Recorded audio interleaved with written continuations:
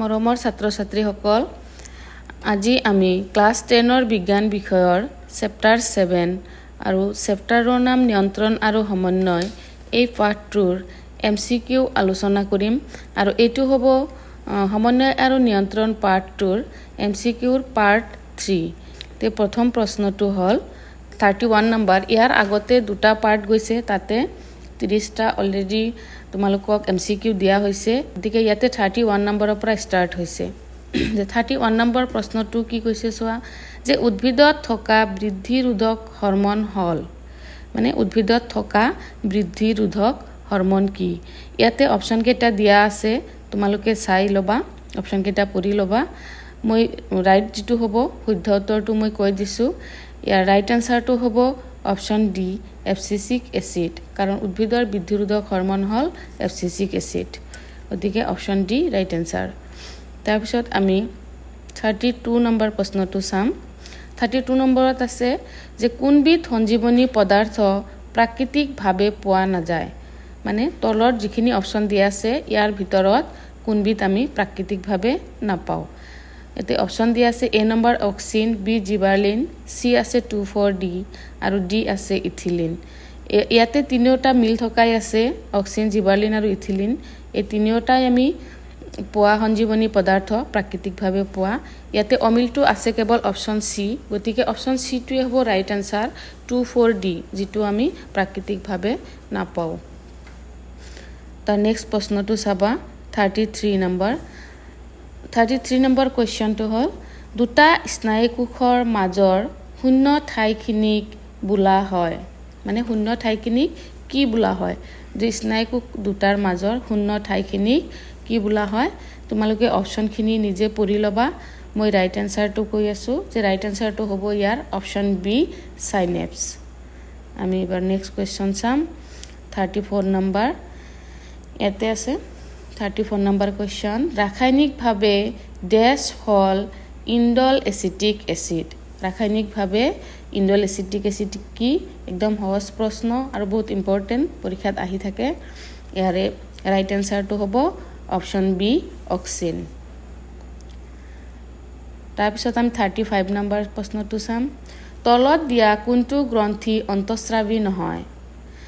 Option দিয়া আছে A adrenal গ্ৰন্থি, বি থাইৰয়ড গ্ৰন্থি, চি প্ৰষ্টেট গ্ৰন্থি আৰু ডি অগ্নাশয় গ্ৰন্থি।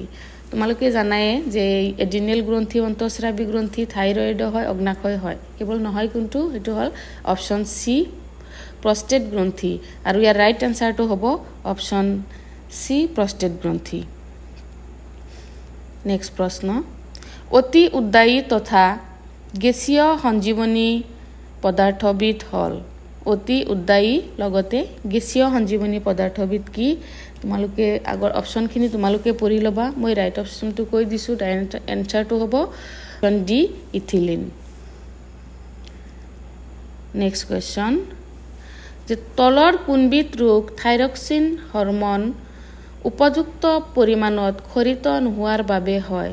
যে থাইৰক্সিন হৰমন যদি কম বা বেছি পৰিমাণে খৰিত হয়, তেতিয়াহ'লে উপযুক্ত পৰিমাণে খৰিত নহয়, যদি কম বা বেছি হয়, তলত দিয়া কোনবিধ ৰোগ আমাৰ হ'ব পাৰে?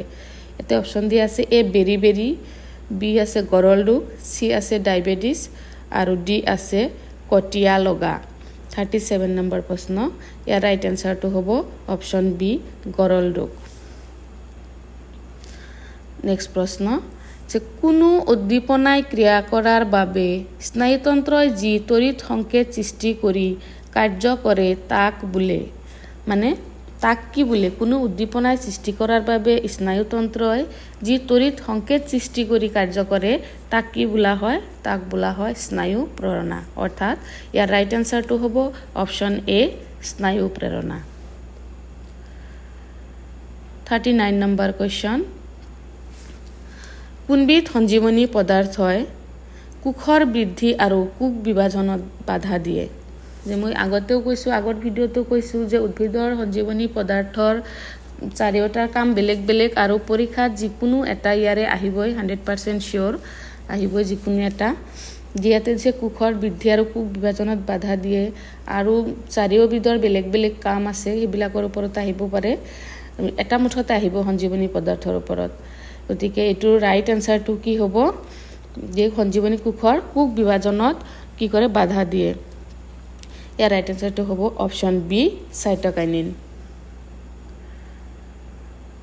নেক্সট কোৱেশ্চন স্নায়ুতন্ত্ৰৰ সূক্ষ্মতম কাৰ্যকৰী এককক বোলে এইটো তোমালোকে আগৰ ক্লাছতো পাই আহিছা খুবেই ইম্পৰ্টেন্ট কাৰ্যকৰী একক কি বোলে এইটো একদম ইজিও এইটো ৰাইট এনসাৰটো হ'ব option B neuron next question লালতীকৰণ এটা ডেছ কাৰ্য যে লালতীকৰণ হয় আমি কিবা এটা বস্তু খোৱাৰ আগতে বা ভোক লাগিলে কি হয় আমাৰ মুখত লালতী ওলাই গতিকে এই লালতীকৰণ হোৱাটো এটা কি কাৰ্য আমি ক'বলৈ ডেছ কাৰ্য এতে দিয়া আছে অপচন আছে এ প্ৰদীপ বি অপ্ৰতীপ সি দৈহিক ডি প্ৰতীপ ইয়াৰ ৰাইট এনসাৰটো হ'ব অপচন ডি প্ৰতীপ